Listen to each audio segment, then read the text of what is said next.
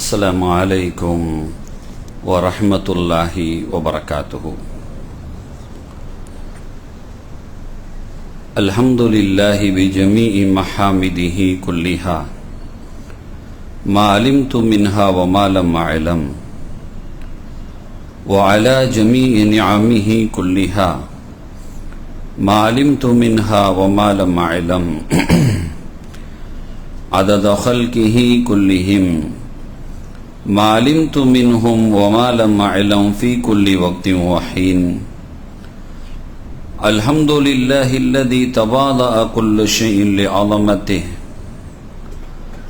والحمد لله الذي ذل كل شيء لعزته، والحمد لله الذي خضع كل شيء لملكه، والحمد لله الذي استسلم كل شيء لقدرته، عدد خلقه ورضا نفسه وزنة عرشه ومداد كلماته ودوام ملكه.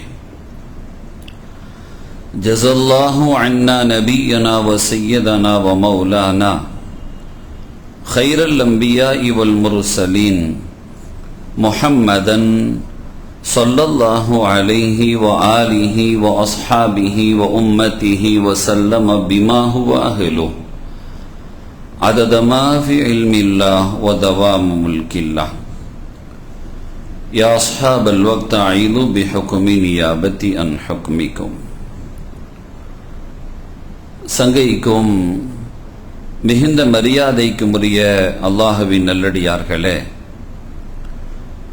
அருள் நிறைந்த இந்த ஜும்மாவுடைய நல்ல நாளில் அல்லாஹுடைய அருள்கள் நிறைவாக சூழ்ந்திருக்கிற இந்த நல்ல பொழுதில் பிரார்த்தனைகள் எல்லாம் அங்கீகாரம் பெறுகிற அந்தஸ்தை அடைந்திருக்கிற இந்த நல்ல வேளையில் நம்மையெல்லாம் இறை கடமையை நிறைவேற்றுவதற்காக இறை இல்லத்திலே ஒன்று கூட்டி நல்ல விஷயங்களை சொல்ல அதை கேட்க ஏற்பாடு செய்த ரப்புல் ஆலமீன் அல்லாஹ் சுப்ஹானஹு வ தஆலா அதன்படி நடப்பதற்கும் தௌஃபீக் செய்வானாக, ஆமீன். சங்கைக்குரிய பெருமக்களே, புனிதம் நிறைந்த ஹஜ்ஜுக்காக வேண்டி உலகெங்கிலும் பல்வேறு தரப்பட்ட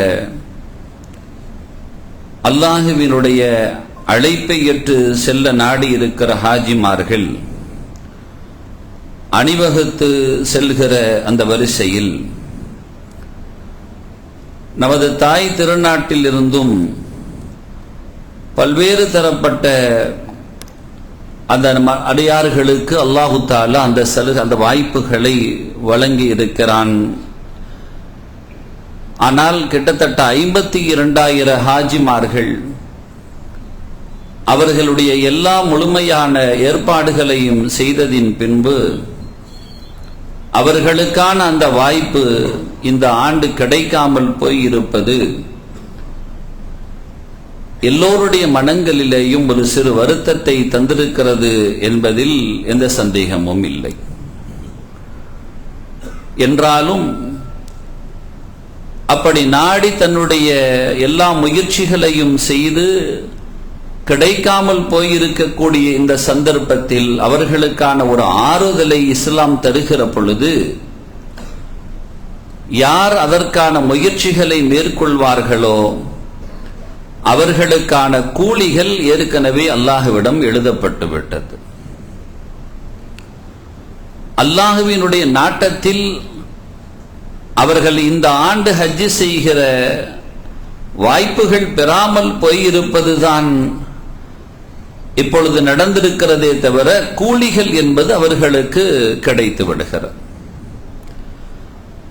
இரண்டாவது, அவர்களின் மீது ஹஜ் கடமையாகவும் ஆகாது. ஒரு கடமையானதின் பின்பு யார் அதை நிறைவேற்றவில்லையோ அவர்களுக்குத்தான் குற்றங்கள் பதியப்படுமே தவிர யாருக்கெல்லாம் அத்தகைய வாய்ப்புகள், உதாரணத்திற்கு ஒருவர் எல்லா ஏற்பாடையும் செஞ்சதுக்கு அப்புறம் அவர்களுக்கு உடல்நிலை சரியில்லாம போயிடுச்சு, இப்ப அவரின் மீது அந்த கடமை விழுந்து விடுகிறது. திடீரென்று பொருளாதார சரிவு ஏற்பட்டு, இழப்பு ஏற்பட்டு, அவருக்கு பொருளாதார ரீதியான சிக்கல் உருவாயிடுச்சு. அவரின் மீது கடமை விழுந்து விடுகிறது. அதே போன்றுதான் வழித்தடத்தில் அவருக்கான ஒரு சூழல் சாதகமாக அமையாவிட்டாலும் அவருக்கான கடமை விழுந்து விடுகிறது. ஒலில்லாஹி அலன்னாசி ஹிஜ்ஜுல் பைத்தி மனிஸ்ததா இலைஹி சபீலா என்று அல்லாஹு தஆலா சொல்லி காட்டுவான். அல்லாஹுவுக்காக ஹஜ் செய்யணும். யாரின் மீது கடமை? யாருக்கு அல்லாஹு சொல்கிறான் என்றால் மனிஸ்ததா இலைஹி சபீலா. அப்படி செல்வதற்கான அந்த பாதையில் யாருக்கு சாத்திய கூறுகள் அமையுமோ அவர்களின் மீது அது கடமையாகி விடுகிறது. அந்த வகையில் இந்த 52,000 அந்த முயற்சியாளர்கள் அவர்கள் கூலிகளை பெற்று விடுகிறார்கள் மாத்திரமல்ல, ஒருபடி மேலே சென்று நமது மார்க்கம் அவர்களுக்கு தருகிற உச்சபட்ச ஒரு ஆதரவான ஒரு ஆறுதலான வார்த்தை என்னவென்றால், அல்லாஹு தஆலா அவர்களுடைய அந்த ஹயாத்துகள் அல்லாஹ் நீளமாக்கி வைக்கணும். உதாரணத்திற்கு சொல்கிறேன், இவர்களில் யாராவது ஒரு ஆள், ஏன்னா அப்படி முடியாதவர்களும் அதில் இருக்கிறாங்க, வயதாளிகளும் இருக்கிறார்கள், நோய்வாய்ப்பட்டவர்களும் இருக்கிறார்கள். அப்படியெல்லாம் சொன்னாங்க. ரொம்ப வருஷம் ரொம்ப முயற்சி பண்ணோம், கிடைச்சதேன்னு ஒரு சந்தோஷமா இருந்துச்சு, என்ன அடக்க போதோ தெரியலையே, அடுத்த வருஷம் நாங்க இருப்போமான்னு தெரியலையே, அவ்வளவு பலகீனமா நாங்க இருக்கிறோமே என்றெல்லாம் சொன்னார்கள். ஒரு வார்த்தைக்காக வேண்டி அல்லாஹ் அதான் துஆவை முந்தியாச்சு, முற்படுத்தியாச்சு. ஹயாத் அல்லாஹ் நீளமாக்கி வைக்கட்டும், ஆரோக்கியமாக்கி வைக்கட்டும், செய்வதற்கான வாய்ப்புகள் அல்லாஹு தஆலா வருகிற ஆண்டுகள் அல்லாஹ் நசீபாக்கி கொடுக்கட்டும் என்றெல்லாம் துஆ செய்கிற வரிசையில் ஒருவேளை அவர்களுக்கு மரணம் சம்பவிக்கும் என்றால் இப்ப அவங்க ஹஜ் செஞ்ச கூலி கிடைத்து விடும். ஏன்னா எல்லா முயற்சி செஞ்சதுனால அல்லாஹு தஆலா சலுகை அவன் காட்டிடுவான்.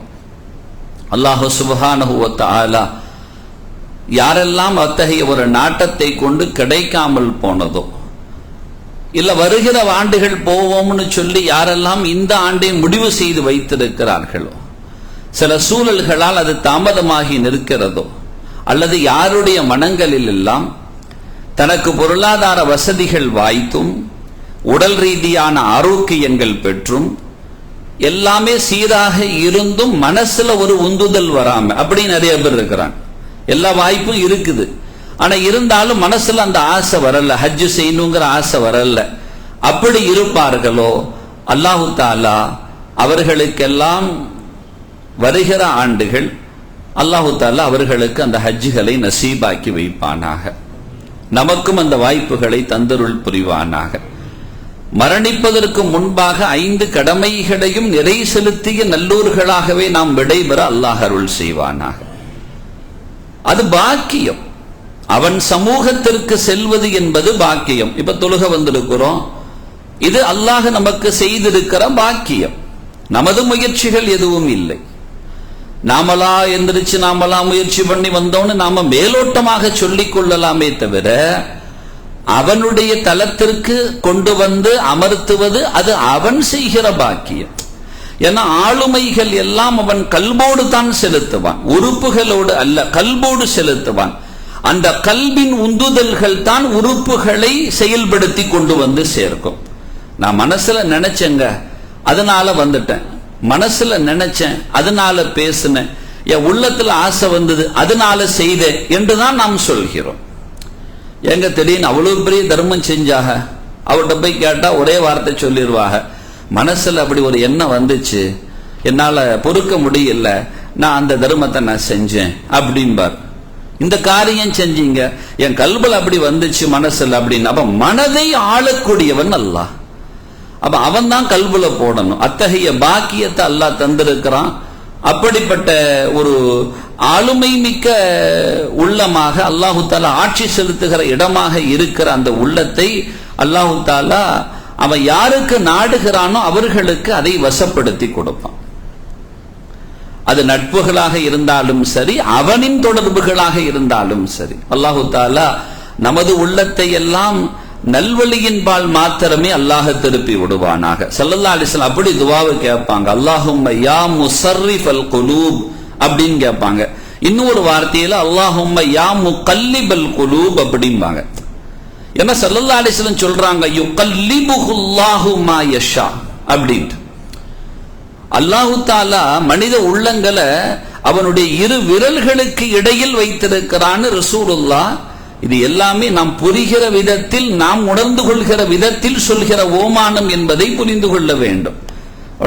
நம்ம சிந்தனையை வேற பக்கம் செலுத்தக்கூடாது. அல்லாஹ்வுக்கு விரல்னா எப்படி இருக்கும், அந்த விரல் இப்படியா, அதெல்லாம் தேவையில்ல.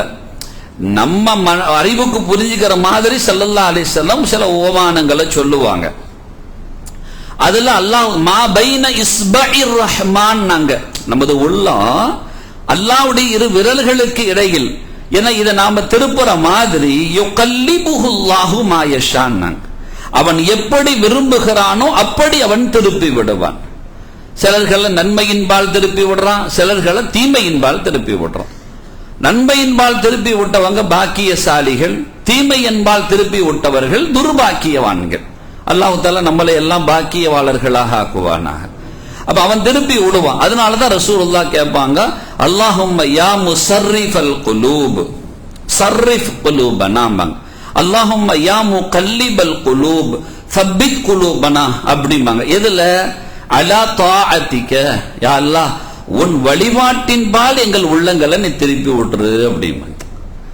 அது ரொம்ப முக்கியமானது. நம்ம அல்லாஹ்ட்ட கேட்கணும், யா அல்லாஹ் எங்க உள்ளத்தை எல்லாம் உன்னை அறிவதின் பால் திருப்பி விடு, உன்னை வணங்குவதின் பால், உனக்கு கட்டுப்படுவதின் பால்.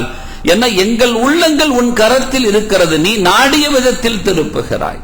எங்கள் கல்புகளை எல்லாம் உன்பால் திருப்பி விடு, உன் வழிபாட்டின் பால் திருப்பி விடு அப்படின்னு கேட்பாங்க. நமது கல்புகள் முதலில் இசைந்து விடுமேயானால் மற்ற அவயங்கள் அனைத்தும் அதற்கு இசைவாக அமைந்து விடும். அதுதான் அல்லாஹ் குர்ஆன்ல சொல்றான், யார் அந்த உள்ளத்தை சீரா வச்சுக்கிட்டாங்களோ அவங்க சீர்பட்டுருவாங்க. அதை சீர்படுத்துறவனும் அவன் தான், அல்லாஹு தஆலா தான். அதனாலதான் நம்ம அல்லாஹ்ட்ட அப்படி கேட்கணும். எல்லா அமைதிக்கும், எல்லா சாந்தத்திற்கும், எல்லா விதமான புனிதத்திற்கும் நாம் நமது உள்ளங்களை இசைந்து கொடுக்க திருப்ப வேண்டும். இந்த உள்ளம் தானே எல்லாத்துக்கும் அடிப்படை காரணம்.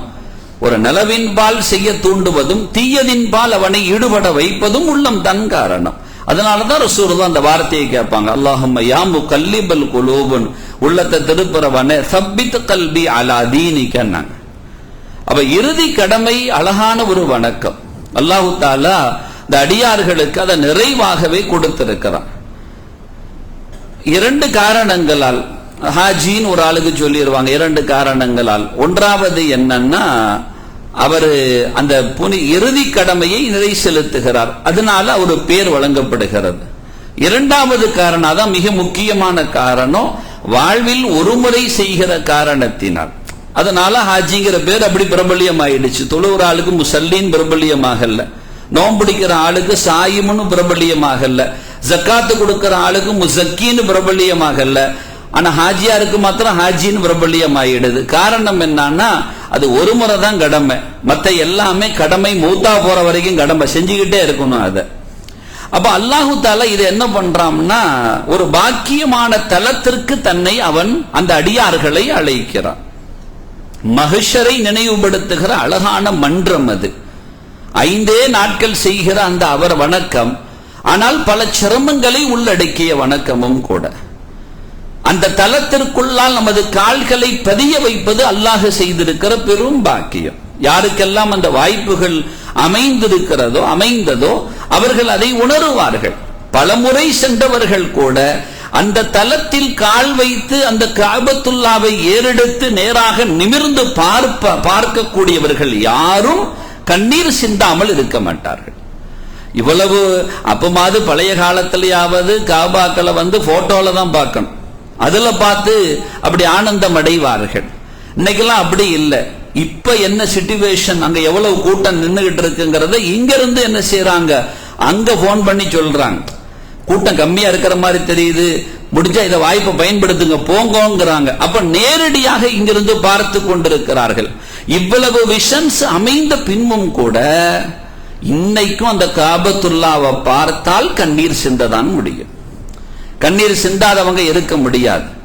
நான் சொல்வது வெளியிலிருந்து செல்றவங்க 1 2 3 தடவை அங்க உள்ள போயிட்டு வந்து 4வது தடவை உள்ள போறவங்க சகஜமா என்ன செய்யறாங்க, போக ஆரம்பிச்சிடுறாங்க. அது மனித மனம். அப்படி எல்லாத்துலயும் அந்த மனுஷ மனம் என்ன செய்யும், ஆரம்பத்துல கொஞ்சம் இசைவாக இருக்கும், அதுக்கப்புறம் கொஞ்சம் என்ன செஞ்சிரும்னா அப்படி லேசாக பலகீனமாகும். அதுவும் ரஹமத்து தான், அல்லாஹ் செஞ்சிருக்கிற ரஹமத்து தான். சரி, அந்த இடம், அந்த மண் எத்தனை நபிமார்கள், அத்தனை நபிமார்களின் புனித பாதங்களும் பதிந்த மண், அவ்வளவு பெரிய பாக்கியமான மண்.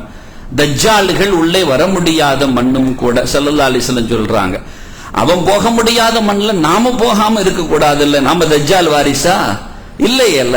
அப்ப என்ன செய்யணும், அவன் கால் பதிக்க முடியாத மண், எங்கள் கால்கள் அங்கே பதியட்டும்னு போகும். அந்த இடத்துல நிக்கணுங்க, அந்த இடத்துல பார்க்கணும், ஆலயத்தை கண்டு ரசிக்கணும். அதை காணாத கண் ஒரு கண்ணான்னு யோசிக்கணும், அதை தீண்டாத கைகள் ஒரு கையான்னு யோசிக்கணும். அப்படி ஆற தழுவுவார்கள் ஸல்லல்லாஹு அலைஹி வஸல்லம் அவர்கள். அருள்நேர்ந்த காபாவை காணுகிற பொழுதெல்லாம் கண்மணி நாயகம் ஸல்லல்லாஹு அலைஹி வஸல்லம் புலகாங்கிதம் அடைவார்கள். மக்கா வெற்றி கொள்ளப்பட்டு பெருமானார் ஸல்லல்லாஹு அலைஹி வஸல்லம் உள்ளே வந்த பொழுது என் பெருமானார் அந்த காபாவை பார்த்து சிலாகித்த விதம் இருக்கிறது, ஆனந்தம் கொண்ட விதம் இருக்கிறது, அதற்கு கொடுத்த மரியாதை இருக்கிறது, சாமானியமானதல்ல. அதெல்லாம் நாம பார்க்கிற வாய்ப்புகள் அங்கே செல்கிற பொழுது கிடைக்கும் மாத்திரமல்ல, அல்லாஹ் யாருக்கு அவன் அருகதையாக்கி இருக்கிறானோ அவர்களால் மாத்திரமே செல்ல முடியும். ஒரு மொழி இப்படியும் உண்டு, வஅத்தின் ஃபின்னாஸி பில் ஹஜ்ஜி யாதூக ரிஜாலன் அலா குல்லி லாமிரின் யஅதீன மின் குல்லி ஃபஜ்ஜின் அமீக்னு அல்லாஹ் தஆலா சொல்லி காட்டுறான்.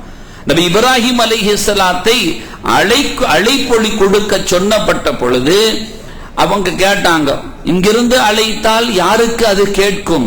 அல்லாஹ் சொன்னா, அழைக்க வேண்டியது உங்கள் பொறுப்பு, அழைத்து வர வேண்டியது என் பொறுப்புன்னு சொல்லிட்டான்.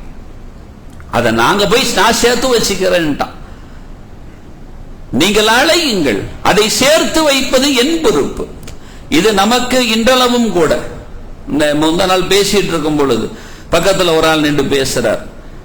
பேசிட்டு இருக்கும் பொழுது ஒரு வார்த்தை, அந்த வார்த்தைக்கு ஒரு வடிவமாக ஒரு இதை பேசும்போது சொன்னா, போன் இங்கிருந்து டயல் பண்ணுங்க. டயல் பண்ணா சட்டுன்னு போகல, கொஞ்ச நேரம் நீடிச்சுது. அதுக்கப்புறம் அதை பேசுறதெல்லாம் பேசிட்டு அதுக்கப்புறம் கனெக்ஷனை கொடுத்தது. அடிக்குதா, ரிங் ஆகுதா, ஆகுது. அப்ப இங்க இருந்து இப்போ இந்த தொடர்பு பக்கத்துல தான் போன் இருக்கு, உங்க போன் இன்னும் இருக்கு, என் போன் இன்னும் இருக்கு. இது கனெக்ட் ஆகுறதுக்கு இவ்வளவு நேரமா? சில நேரத்துல கனெக்ஷன் கிடைக்கலன்னு சொன்னா அவர் தொடர்பு இல்லைக்கு வெளியில இருக்கிறார்னு வேற சொல்லும், பக்கத்திலேயே போன் இருக்கிற நேரத்துல பார்த்திருப்போம். இப்படிப்பட்ட சூழல்கள் எல்லாம் இருக்கு. ஒரு சாதாரண சேட்டிலைட் என்னுடைய அழைப்பினுடைய அந்த அழைப்பை அவருக்கு நேரடியாக கொடுக்காமல் அது உள்வாங்கி அவருக்கு வழங்குகிறது, அவரின் அழைப்பை அது உள்வாங்கி எனக்கு வழங்குகிறது. சில நேரங்கள் அது நினைத்தால் தொடர்பு படுத்துகிறது, அதுல ஏதாச்சும் ஒண்ணுன்னா தொடர்பு படுத்தாமல் அதை அப்புறப்படுத்துகிறது. ஒரு சேட்டலைட்டுக்கு இதை வைத்து அல்லாஹ் நம்மிடம் ஒரு பாடம் போதிக்கிறான்னு சொன்ன, நான் பேசுகிற இந்த அசைவும் கூட, நாவின் அசைவுகள் கூட, இதன் ஒளிகள் கூட என் வாயிலிருந்து வெளிப்படுத்துற ரப்பு அவன் உள்வாங்கித்தான் உங்கள் செவிகளில் அவன் சேர்த்து வைக்கிறானே தவிர அருகாமையில் இருந்தால் கூட என் வாயுக்கும் உங்கள் காதுக்கும் தொடர்பு கிடையாது என்றும். யதார்த்தமும் அதுதான்.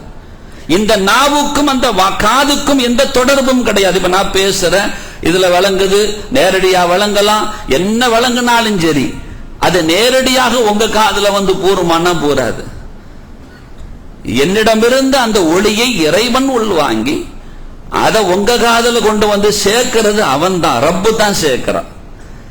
அதத்தான் இப்ராஹிம் அலைஹிஸ்ஸலாத்துல அல்லாஹ் சொன்னான், நீங்க அழையுங்க, சேர்த்து வைக்கிறத நான் சேர்த்து வைக்கிறேன்னு சொன்னான். அந்த நேரத்தில் லப்பைக்கு என்று யாரெல்லாம் சொன்னார்களோ அவர்களுக்கெல்லாம் அந்த வாய்ப்பு அமையும் என்கின்ற தகவலையும் நாம் பார்க்க முடிகிறது. அப்ப இந்த செய்தியோடு நாம் அதை உள்வாங்குகிற பொழுது யாரெல்லாம் லப்பைக்கு சொன்னாங்களோ அவங்களுக்கெல்லாம் இங்கும் அவர்கள் இஹ்ராமை அணிந்து லப்பைக் அல்லாஹும்ம லப்பைக்னு சொல்ற வாய்ப்பு கிடைக்கும். அந்த தல்பியா முழங்குகிற தகுதியை அல்லாஹ் நம் யாவருக்கும் தந்தருள் புரிவானாக. அல்லாஹ்வின் அழைப்புக்கு நாம் கொடுக்கிற பதில் இல்லையா அது? யா அல்லாஹ், நான் லப்பைக்கு சொல்லலையா? என் நாவுகள் அந்த நாள் லப்பைக்கு சொல்லலையா? உன் அழைப்புக்கு நான் பதில் கொடுக்கலையா என்று நாம் அங்கலாய்க்க வேண்டும் அல்லாஹ்விடத்தில். வெறுமனே ஹஜ்ஜி என்பது காசோடு சேர்ந்து செய்கிற ஒரு விஷயம் அல்ல, காசோடு செய்கிற விஷயம் என்பார்கள். அல்லாஹ்வுக்கும் அடியானுக்குமான நெருங்கிய தொடர்பாடலில் வருகிற ஒன்று என்பார்கள். யாருக்கு அல்லாஹ் அதை நசீபாக்குறான் அவனுக்கு கிடைக்கும்.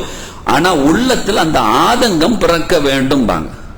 அல்லாஹ் எனக்கு அந்த வாய்ப்பை தராம விட்டுறாத, உன் தலத்தை பார்க்கிற பாக்கி இல்லாம ஆக்கிடாத, 5 கடமைகள் நீ ஆக்கி வச்சிருக்கிற, அதுல என்னால முடிஞ்ச ஷஹாதாவை உன் பாக்கியத்தால் நான் மொழிந்திருக்கிறேன். அருள் நிறைந்த தொழுகையை அனுதினமும் என்னால் முடிந்தவரை நான் பேணி தொழுகிறேன். நோன்புகள் ரமலானில் நோர்க்க நான் இசைக்கிறேன், எனக்கு அந்த வாய்ப்பை தந்திருக்கிறாய். ஜக்காத்தை முடிந்தவரை வழங்குவதற்கான வாய்ப்பை தந்தவர்கள் நாங்கள் கொடுக்கிறோம் யா அல்லாஹ். இறுதி கடமை ஹஜ்ஜையும் என் வாழ்வில் செய்யாமல் என் ஆயுளை நீ பிரித்து விடாதே என்று அல்லாஹ்விடத்தில் கேட்க வேண்டும். அல்லாஹ் நமக்கெல்லாம் அதை நமது ஆயுள் முடிவதற்கு முன்பாக தந்தருள் புரிவானாக. எத்தனையோ பேருக்கு ஆசை இருக்கத்தான் செய்து, வயசாளிகள் அவர்கள் எல்லாம் எத்தனை நபர்கள் என்ற ஒரு ஸ்ரீதேவி சொன்னாங்க, வயது முதிர்ந்த காலம் தான், ஆனால் அவர்கள் சின்ன வயசிலிருந்தே அவர்கள் ஓதி கொடுக்கிற பணியை செஞ்சவங்க. கிடைக்கிற கொஞ்சம் கொஞ்சம் காசுகளை சேர்த்து சேர்த்து வைத்து அந்த குறிப்பிட்ட காலத்துல ஹஜ்ஜுக்கு போலாமே அப்படின்ட்டு ஒரு வாய்ப்பு வருகிறது, போலாம்னு சொல்லி முடிவெடுக்கிறாங்க. இந்த உயரான விலை ஏற்றங்கள் வருவதற்கு முன்பாக நடந்த நிகழ்வு இப்ப ரொம்ப எல்லாம் தாண்டி போயிடுச்சு. அந்த நேரத்தில் அவ சொல்றாங்க போலாமேன்னு முடிவு செய்து, ரப்பே அவ சொல்றாங்க, ரப்பே உன் வீட்டுக்கு வரணும்னு சொல்லி தான் நான் சேர்த்தேன், கொஞ்சம் கொஞ்சமா சேர்த்தேன், என்கிட்ட கிடைச்ச காசெல்லாம் அதுல போட்டேன். நான் சத்தியமா சொல்றேன் இதெல்லாம் ஹலாலான காசு. நான் ஓதி கொடுத்துக்கிட்டு இருந்தேன், அலிபிபேலாம் ஓதி கொடுத்தேன். அந்த அந்த அந்த அந்த நபர் ஓதி கொடுத்தேன், அதுல அவங்க தந்த காசெல்லாம் இதுல சேர்த்து சேர்த்து வச்சிருக்கிறேன். உன் வீட்டுக்கு வரணும்னு சொல்லி உன் கலாமுக்காக நான் அவங்க தந்த காசை சேர்த்து சேர்த்து வச்சிருக்கிறேன். அது உனக்கு தெரியும் இது 100க்கு 100 ஹலாலு தான் சொல்லி சொட்டு ஹராமே கலக்கல்ல. உன் வீட்டுக்கு ஹலாலான காசை வச்சு நான் வரணும்னு ஆசைப்படுறேன் ரஹ்மானே. நான் யாருக்கிட்டையும் உன்கிட்ட கையேந்துவனே தவிர வேற யாருக்கிட்டையும் போய் இதுக்காக நான் கையேந்த மாட்டேன். நான் ஹஜ்ஜுக்கு போறேன், ஏதாச்சும் நீங்க உதவி செய்யுங்கன்னா அவர்களிடம் பயின்றவர்கள் அவர்கள் இன்று பெருசா இருப்பாங்க, அவங்க ஏதாச்சும் செய்யத்தான் செய்வாங்க. ஆனா அவங்க சொல்றாங்க நீ தந்த காசு உன்கிட்ட மட்டுமே நான் கையேந்த ஆசைப்படுறேன், உன்னை தவிர வேற யாருக்கிட்டையும் நான் கையேந்த மாட்டேன்.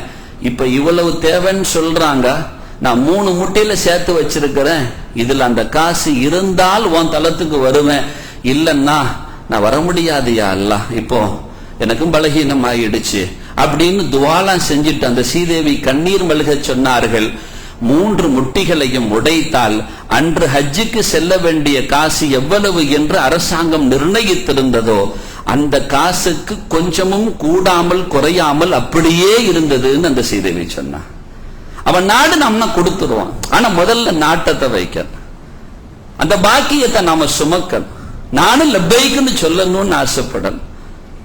அல்லாஹு தாலா அந்த பாக்கியத்தை எல்லாத்துக்கும் நசீபாக்கி தரட்டும்.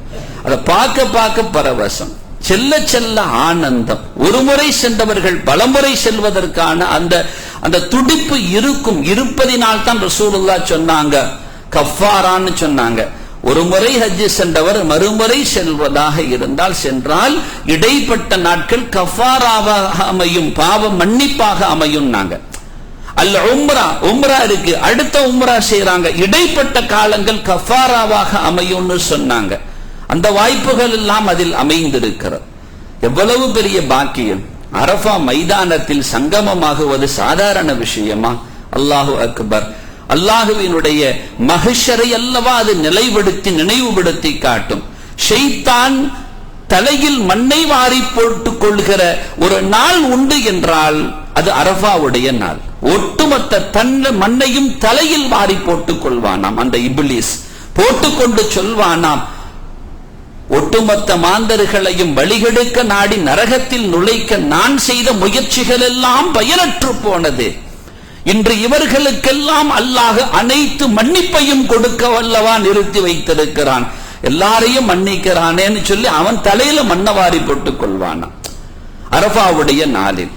என் அடியார்களை பாருங்கள் என்று அல்லாஹ் நேரே நலுர முபாரக்கை அவனுடைய நேரடி பார்வையை ரஹமத்தோடு செலுத்துகிற நன்னாள் என்றார்கள் ஸல்லல்லாஹு அலைஹி வஸல்லம். அப்படியே பார்ப்பான் அல்லாஹ், பார்த்துட்டு சொல்லுவானா, அந்த அருள் நிறைந்த அமர்களில் எல்லாம் அழைத்து சொல்வானாம், என் அடியார்களை பாருங்கள், என் அடியார்களை பாருங்கள், எனக்காக ஒன்று கூடி நிற்கிறார்கள், இவர்கள் பாவங்கள் எல்லாம் மன்னிக்கப்படுகிறது, அதற்கு நீங்கள் சாட்சி என்று சொல்வானா.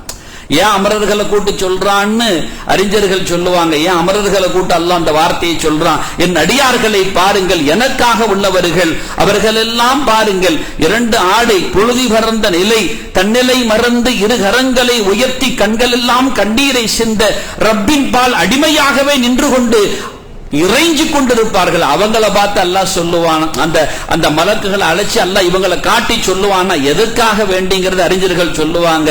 ஏன்னா நம்மளை படைக்கும் போது அப்ஜெக்ஷன் தெரிவிச்சவங்க அவங்க தான். இன்னி ஜாயிலுன் ஃபில் அர்தி ஹலீஃபான் அல்லாஹ் சொல்லும் பொழுது, இந்த பூமியில நான் என் பிரதிநிதியை படைக்க போகிறேன்னு சொல்லும் பொழுது, அத்தஜஅலு ஃபீஹா மை யுஃப்ஸிது ஃபீஹா வ யஸ்ஃபிகு திமா, இவங்களையா படைக்க போற, குழப்பக்காரன் இல்லையா, ரத்தத்தை ஓட்டுவான்வல அப்படின்ட்டு. இன்று உலகங்கள் ரத்தங்களை சந்திக்க ரத்த வெறி பிடித்து அலைந்து கொண்டிருக்கிறது. அல்லாஹ் பாதுகாக்க வேண்டும். தாய் திருநாடு உள்ளிட்ட எல்லா நாடுகளும் ரத்தம் சிந்தாத விதத்தில் மக்களை அமைதிப்படுத்துகிற நன்னாடுகளாக அல்லாஹ் ஆக்கி வைப்பானாக. எப்படி சண்டை போடலாம், எப்படி பிரச்சனை பண்ணலாம், சிறு குடில் முதலுக்கொண்டு பெரும் நாடு வரைக்கும் இந்த சிந்தனைகளோடு தெரிகிறது. ஸல்லல்லாஹு அலைஹி வஸல்லம் அவர்கள் சின்ன பிரச்சனை முதல் கொண்டு பெருங்கொண்ட பிரச்சனை வரைக்கும் ரசூலுல்லாஹ் ஆசை கொள்ளவே இல்லை. மக்களே, ஸல்லல்லாஹு அலைஹி வஸல்லம் ஒரு சண்டை சச்சரவுக்கு சென்ற நேரத்தில், பலு முஸ்தலிக் போர்க்களம் சென்ற நேரத்தில், ஆகா எதிரிகளை களத்தில் சந்திக்க முடியாம போயிடுச்சு, ஏதோ ஒரு விதத்தில் அது அகன்று செல்கிறது.